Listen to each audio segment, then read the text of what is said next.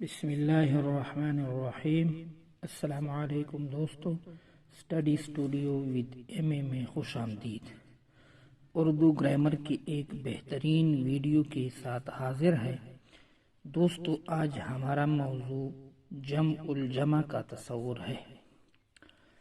ایک شخص یا ایک چیز کو واحد کہا جاتا ہے، یا واحد وہ اسم ہوتا ہے جو ایک شخص یا ایک چیز کو ظاہر کرے، مثلا کتاب، لڑکا، مسجد وغیرہ۔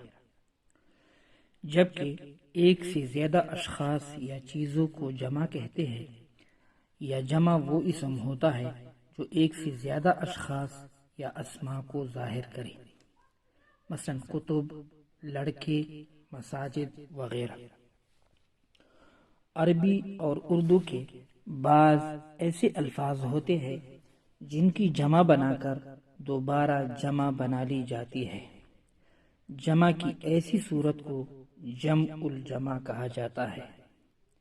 مثلا رسم سے رسوم جمع بنتی ہے اور پھر رسومات جمع الجمع بنتی ہے۔ اسی طرح جوہر سے جواہر جمع بنتی ہے اور پھر جواہرات جمع الجمع بنتی ہے۔ جمع الجمع کی دیگر مثالیں، مثلا خبر کی جمع اخبار اور اخبار سے اخبارات جمع الجمع ہے۔ لقب سے القاب جمع ہے اور القاب سے القابات جمع الجمع ہے۔ عجیب سے عجائب جمع ہے اور عجائب سے عجائبات یہ جمع الجمع ہے۔ رکن سے ارکان جمع ہے اور ارکان سے اراکین جمع الجمع ہے۔